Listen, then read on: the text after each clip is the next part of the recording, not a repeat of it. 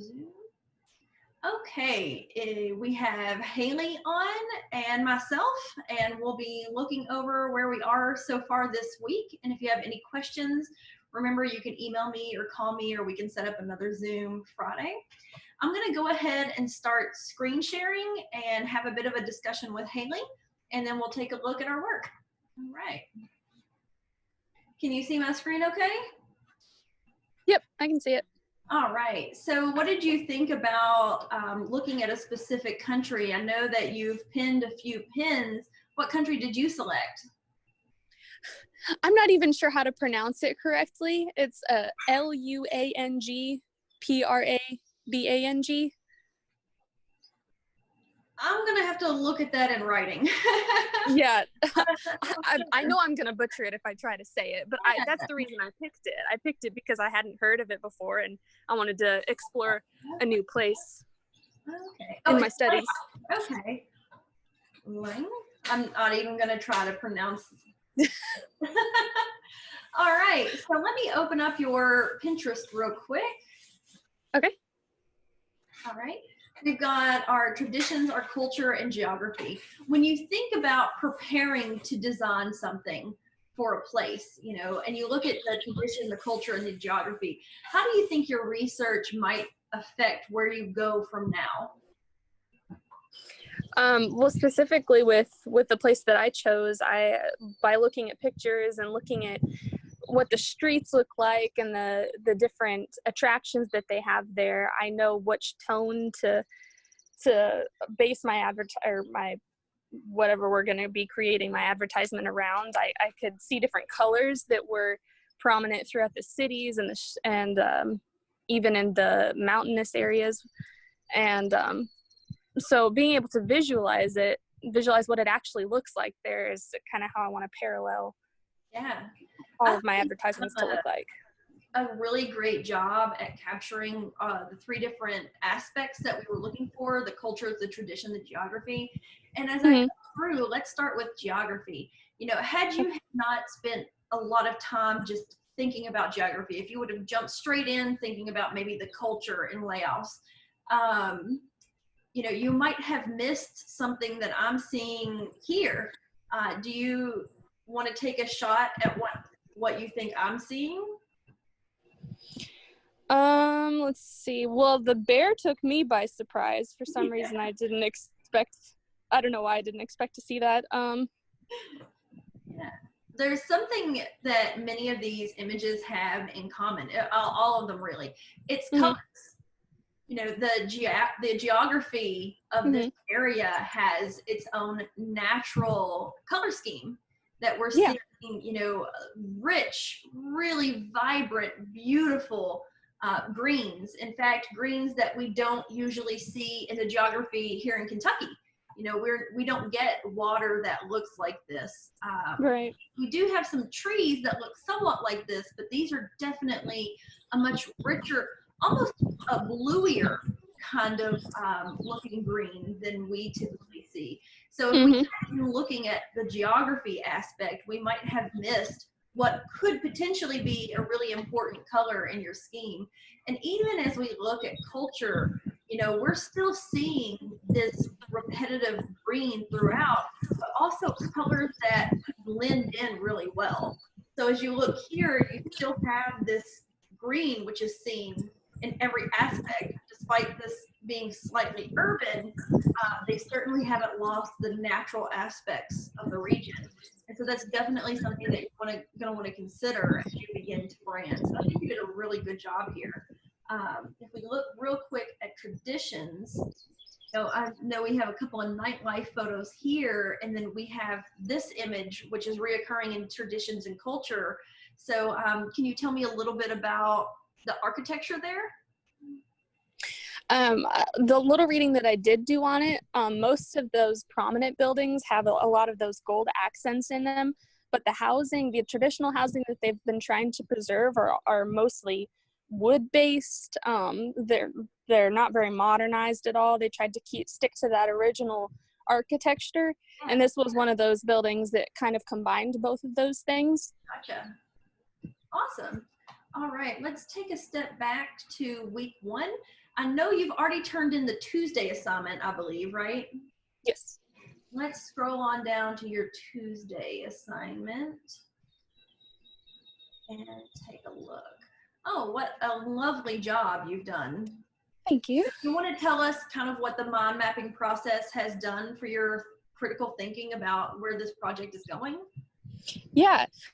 So specifically, it just made me really realize how much all of the, the traditions, geography, and the culture really were combined together. One example is I kind of made a little thing that connected the traditions and the culture by the food. Because that they have this night market that's really popular there that happens, from my understanding, is open like all the time. It's like a grocery store, and they sell fun crafts and stuff like that. But they also, food is a really big thing there, and so I just took the traditional foods that they typically sell in those things, and that combines both tradition and culture. So that was cool to see how everything really connects. Gotcha. So as you were kind of going through this, can you take me through a little bit of your process, like how you went, say, from culture to please don't rush, and then into the values of quiet? Yeah, so the population is only like between 54 and 56,000 people. So it's really small, really quaint there. And I saw that throughout each of my main points on my mind map.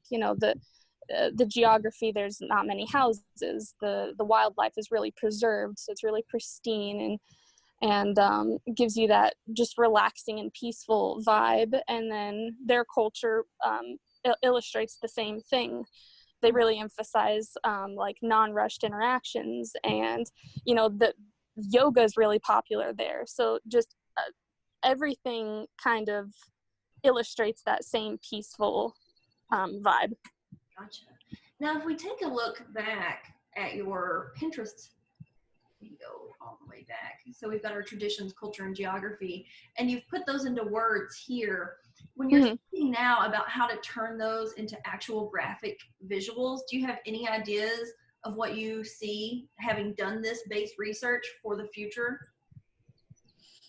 As far as what illustrations I would use? Yeah, has it given you an idea of maybe a color scheme or a particular pattern you might want to use, or a particular image that you want to repeat over and over again?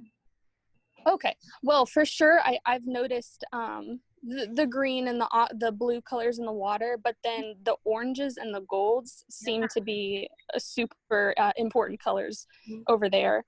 So I definitely had those in mind for what I wanted to use.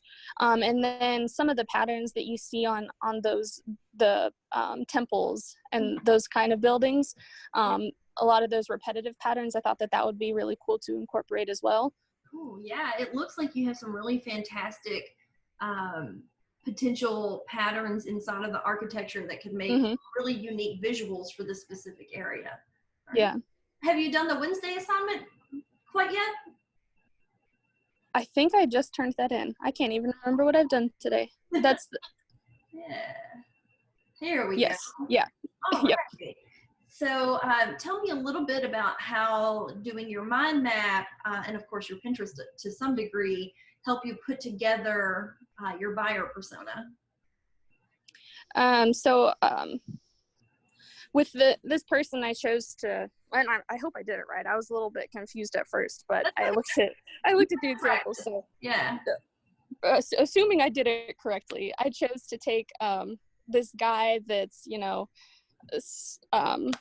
seeking adventure and but more on the relaxing side, wants not too complex of an itinerary. And I just took that type of personality and tried to portray it inside of this, what did you call it again? Buyer persona. Buyer persona, yeah. Does it look like I did it right? It does, yeah. Okay. Yeah. And over time, you get better at making buyer personas. It's just an exercise that helps you keep on track to your target audience. So you think about, we have something called bread and butter. So when you talk to a new client, they often say, well, you know, I want everyone to come to my business. I want everyone to visit my location. But the truth is, if you target everyone, you'll spend a lot of money on people who just aren't going to come, who aren't interested. Right? So if you have a finite amount of marketing dollars that you can spend to attract people, you want to spend them on the most specific group of people who are most likely to come and spend money at your location. So you have to figure out who that person is. So if it's a store that sells goods for teachers, like the teacher store, you're going to think about, well, am I going to target Adam Porter? Probably not. Right? So who am I going to target? What do they like? You know, they're most likely female. They're most likely middle age. They definitely have a college degree, right? Or up to a rank 1 at least.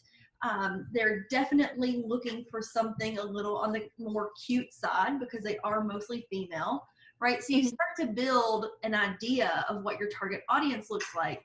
And then as you're making your collateral, your brochures, your website, you continuously ask yourself, am I speaking to that type of person, right? So as you make your brochure and as you make your collateral that will go along with the project, you'll ask yourself, would Adam Porter like this? You know, and Adam Porter's made up. Okay? But you think, would Adam Porter like this? And if you think, no, are you going the right direction anymore? Right? That's why it's so important to know that you've chosen the right person, that you've done the research, the background. Okay, Adam Porter, he's a graphic designer and photographer. You know, he's interested in adventure. So far, it's looking pretty good for a person who might want to travel to Laos. Laos, I think it's pronounced.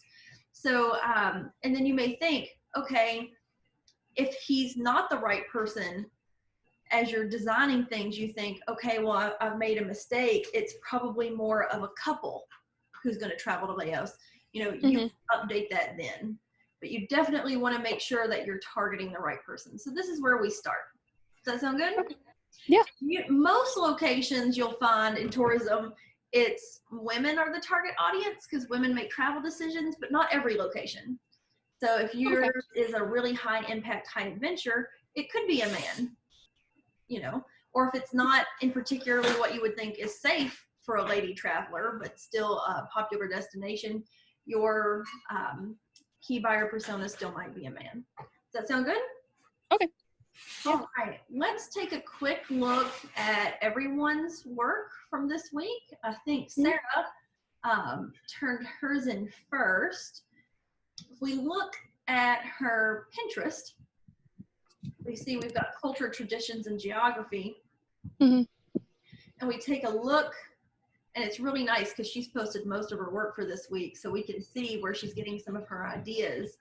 Right. We cross through. I'm going to go back. Take a look at culture. Okay. Starting to see some patterns here. And let's take a look at tradition. All right. So I definitely see in the tradition sector different specific themes. What do you see? There's no wrong answer. Want me to take a stab at it first? All right, I just lost you. Oh, okay. I'm so sorry. That's okay. I was asking if you saw if anything kind of stood out to you. One thing that stands out to me is red accents through tradition. So that's definitely something that we're going to want to think about. If we go back on down to task 2, her location is Tokyo, and she's got her culture, her government, her traditions. You know, we've got music and food and festivals, and cherry blossoms are very important in Tokyo. Origami, flower arranging. It seems like the Asian countries are really popular for this class. So far, I think this mind map looks good, and I hope it's given her some ideas on where to take her imagery. So if we scroll on down, we've got a 34-year-old, shops at Whole Foods, goes to Starbucks, loves Patagonia. I can tell she's a little bit liberal, likes to adventure, so that's looking good. Let's see, frustrations booking flights, finding cat sitters. So those are things you think about. You know, what's her motivation to relax, to explore, to indulge, to learn. So she's definitely going to think about these things, and she can afford to go. She's an attorney, you know, who's married, likely traveling with a spouse. So that's good. Usually the ladies make the buying decisions, so you want to make sure to deal and appeal to their frustrations, to kind of get their frustrations out of the way, to make sure they're getting everything that they want. I'd like to see where this one goes. And then I can see here on the Thursday assignment, which she's already turned in, some of what she posted, and you can see some purples and purple accents here, but I could really see them in some of the nightlife shots. You know, I think that's a good start. I would like to ask Sarah, and I hope she watches this later, before she starts turning this mood board into final items, to do a little bit of research on the red in Tokyo. From a tradition standpoint, you can definitely see how red accents are used throughout much of these traditional pieces. You can see it even in the background here, red here and here and here and here and here and here and here, right? We see red accents, and even in the polka dots on this one here. I know that red is a really important color in Tokyo. So although we can see how important the purple is and these rich colors are in the geography, we might also want to think about why we're seeing red so much. And if you don't have red, you know, does it represent Tokyo? You know, or can you get away with it representing Tokyo without that red from the traditional cultural point of view? And I think if I'm remembering correctly, she put in the logo, she did use red, didn't she? Oh, I haven't seen her logo yet. Is it next? Has she posted it yet? I think, unless I'm just making that up, I think she posted something. Oh, good. I haven't looked next week yet. I didn't know anybody posted. Let's take a look at the Friday assignment. All right. So I would like to see, and this kind of goes for everybody, on the Friday assignment, I'd like to see some design pins. So this one would be a design piece. This shows illustrations. So I'd like to see not just photographs of the culture and traditions and geography, but how do they start to incorporate them in design within theme. All right, let's look at everybody else's work. Taylor. We have some pins. Haley, do you want to make a comment on anything you see that's visually repetitive? The colors are bright in a few of these pictures. I see a lot of bright pinks and blues, oranges. Absolutely. They've even painted the elephants there with the bright colors. Yeah, fantastic. Exactly. So while we have kind of an earthen landscape, you know, this is India, so we have this kind of very dry earthen landscape with just really fantastic colors sprinkled in that are really indicative of the culture there. So I think that she's going to have a really good time kind of choosing her balance of that neutral, but adding in these incredible colors that are so culturally important. Good. Next, Molly, let's take a look at her Pinterest.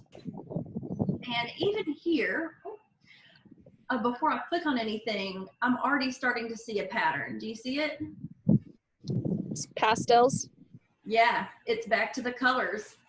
Back to the colors. So as I click on this and look down, she also has these earthy colors indicative of the area, but the culture clearly has a color scheme that I think will really help her start to kind of develop an aesthetic sense of the area. Good job. That looks good. You've done your work. Now, Carly, let's take a look. Okay. Same thing here.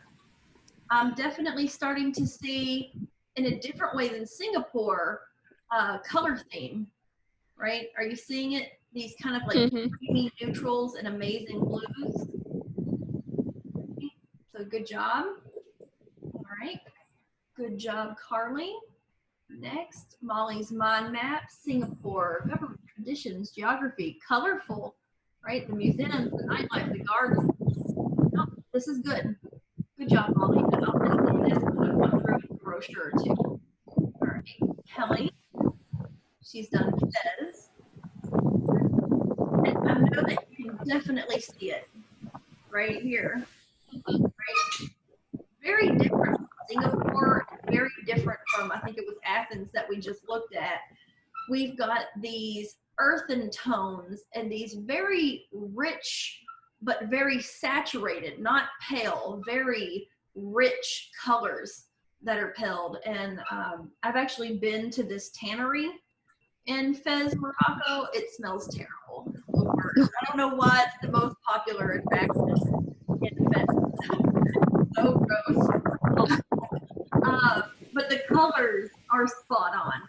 And you can see these rich reds, even rich blues and rich greens and rich golds and yellows and browns. All of the colors are just so rich. And then you have the natural colors that they kind of pair them with. So I think these were very good finds for her as she looked here. Let's take a look at culture too. And you can see on top of that natural landscape, these rich and vivid, none of them really hardly pastel, I would consider colors, just really rich, vibrant landscapes. So good job. Good job, Kelly. Okay.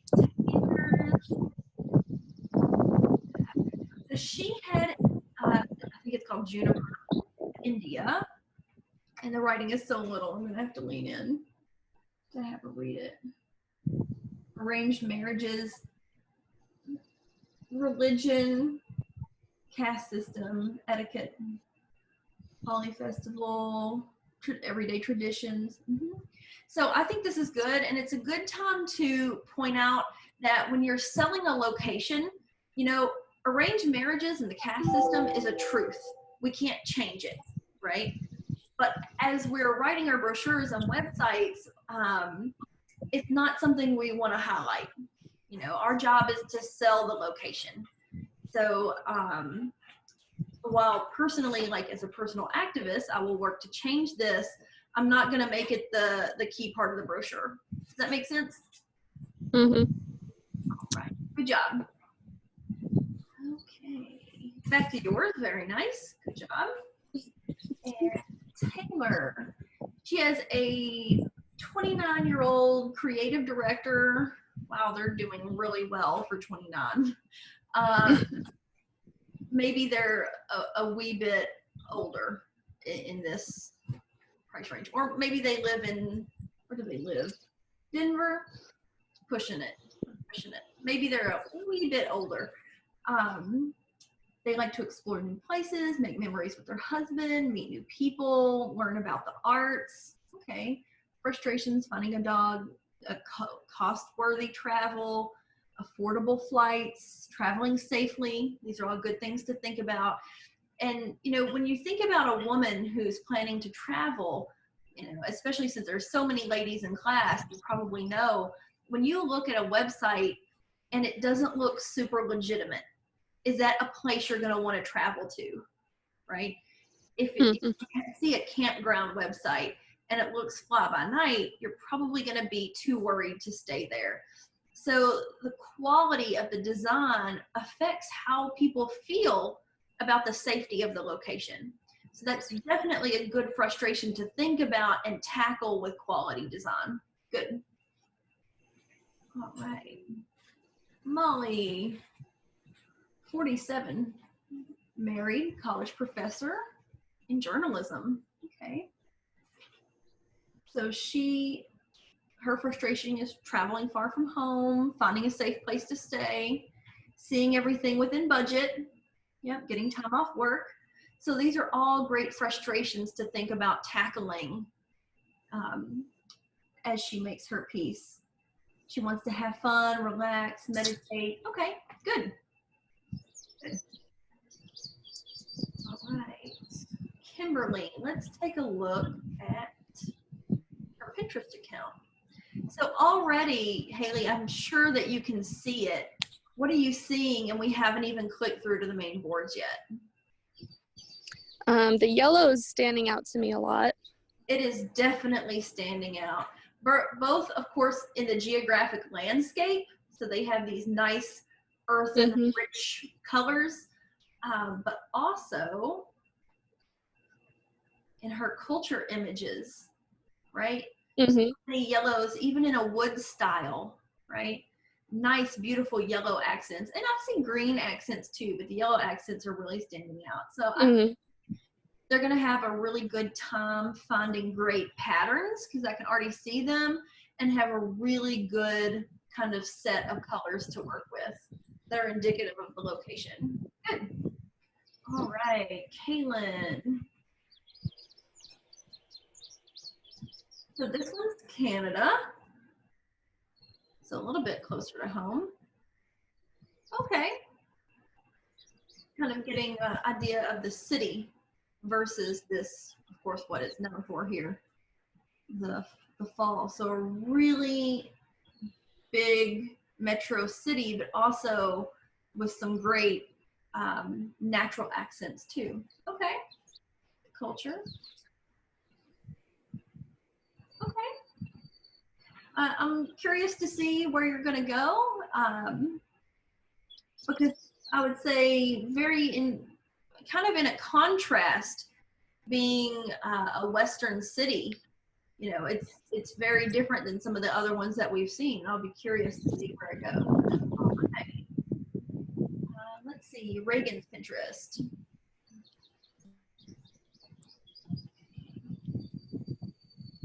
All right.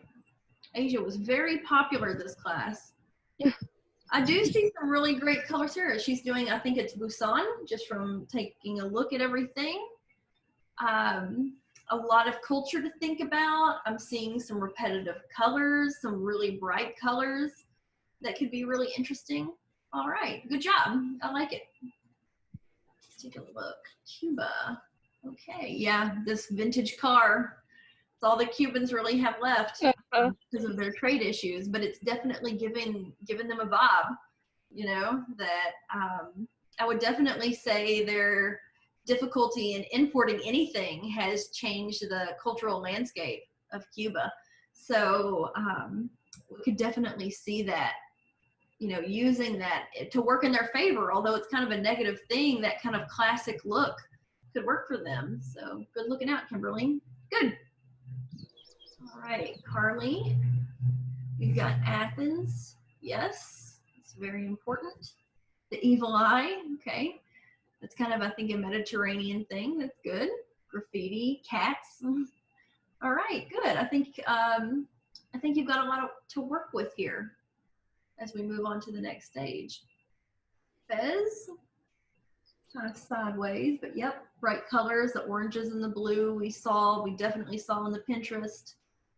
The leather, the tanning. Mm-hmm.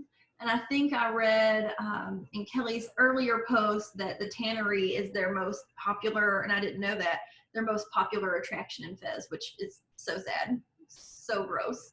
So gross. Pretty, beautiful, horrible, horrible place. So yeah, good. I think that's a good start on the mind map. It gives you some food for thought to move on with.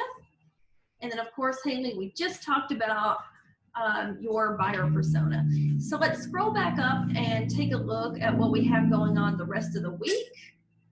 And then we can take a brief look at what we have going on at the beginning of next week before we get off of here. Does that sound okay? Yep, sounds great. All right. So tomorrow's assignment is about creating the mood board. I think by looking at most of the Pinterest accounts, I see a theme in almost every single Pinterest post on here. You know, taking those themes and ideas and colors and culture and turning them into mood boards is going to help further establish the visual aesthetic direction that you're going to take. I think, you know, Haley, you can even tell from your Pinterest project, there's a tone, you know, a visual tone that I just cannot pronounce that location, so I'll say in Laos. Yes. There's a visual tone in Laos, and I'd like to learn, somebody please, if you know how to pronounce Haley's city, please tell me. but until then, we'll just say in Laos. So I think that you can see it. So how do you take the colors inside of the photograph and kind of pull them out into color samples you can actually use? You know, and which ones are you going to use? Are you going to use the colors of geography? Are you going to use the colors of culture? Are you going to mix them together? You know, what's going to make people visit that location? And you have, you know, it's easy to convince people to visit Paris, and it's easy to convince people to visit London. You know, when you're looking at other, not obscure places in the world, but not your Eiffel Towers, you know, of the world, how do you show people you want to go here? You know, a vacation to Laos is probably a $5,000 adventure. So it has to be worth $5,000, you know, and I don't mean that in a luxury point of view. I mean, for your buyer persona, what's worth $5,000 to him? The experience of a lifetime. You'll take nowhere else in the world, you know. And so how do you make your location, Laos, so unique? They want to go there rather than anywhere else in Laos, or they want to go there rather than Thailand, or they want to go there, you know, rather than Mongolia. How do you get them to visit your location, right? And so I want you to think about how you turn those photography assets into slightly more colorful assets. I've got a couple of readings I'd like everybody to take a look at. And then if you have InDesign, you can use InDesign. If you don't, you can certainly use Canva to create the mood board for your city. And then, of course, post it. And then after we talk about Friday, actually, let's just go ahead and take a look. I've got some samples of effective mood boards, our sample assignments. Okay. So these three are from a piece that I actually did when I was working on my master's degree. This was for Reykjavik, Iceland. So I did one that really focused on their traditions. So this is more of the traditional aspect. It's a very high adventure location. I did one that was more about their culture. They have a really vibrant culture. And then I did one that was a little bit more about just their geography. And their geography is incredibly famous for being like the land of fire and ice. So you can see the photographs that I've used intermingled with colors that are selected from it. And in the final palette that I've chosen, you can see the orange that's used in a lot of reflective gear, but it would also work when talking about their different myriad volcanoes. Despite there being a very cold place, they have different volcanoes. And then we can see this one from last semester, you know, looking a little bit at Fez. You know, we've talked about this already, those, you know, rich earthen tones mixed in with some really vibrant. They went a little bit more on the earthen geography side than on the hyper colorful culture side. So that's a choice, a directional choice that you can make. And then we can take this one for Rio de Janeiro. They've taken some of the colors of the landscape, right? I can definitely see where she got her colors from, but also some of the colors of their culture and kind of mixed them together and met in the middle. So that's kind of like what we could look for. This one was a piece made on Canva. So you could also, like I said, make your piece on Canva. Not sure which city, oh, it's Berlin. So Berlin's kind of a wild place, known for their nightlife and films, and I definitely see the wildness coming through in this piece. So that's kind of what we're looking at. The only thing I'd like to mention about our Friday assignment, I see a lot of super fantastic photographs, and I really, really like that. I would like to see a few more pins of design. If you can find design that highlights your area, I'd really, really like to see that. And then let me just touch quickly on what's happening at the beginning of next week, because for some people, today will be their last Zoom day they'll take a look at. All right, so by the time we roll around to Monday, this is an accelerated course. This is almost a whole semester boiled down to the bare bones to get it done in 3 weeks. So we're moving really quickly. I would like you to finalize your color scheme, you know, on Monday. The colors of course, they're critical to start. You've got to have your colors before you start working on actual collateral. And you know, just generally speaking, that different colors evoke different emotions and feelings, but they also evoke different emotions and feelings across different cultures. Like in many Asian cultures, red, especially in Japan, is a really important color. So as we look at the landscape, we also have to look at the cultural implications of the color.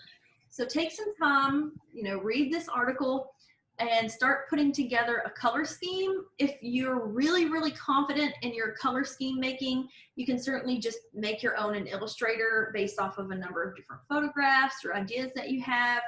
I very rarely start with just a completely 100% made up in my mind color scheme. Sometimes, but not usually. I usually will find a tool, for example, what used to be called Kuler when I was a student is now called Adobe Color. And it's a great resource to kind of get your mind going. You can search for different moods. You can just create from nothing, but you can type in specific things. Let's try Ireland. Right? And this will show you a number of different prefabricated ideas for color schemes. So if you find a color that you like I love a couple of these colors, but not all of them. I don't really feel this slightly gray blue here. What I might do is screen capture the colors, and then I'll take that whole color palette and then I'll drop it into Photoshop or Illustrator and I'll manipulate it from there. So I really like this color and this color, but I don't quite care for this one or this one. So I'll work from that. So these are great resources to use using Adobe Kuler. You know, you don't have to just type in a country, you can type in a feeling like happy, and it'll give you some really great tips and resources.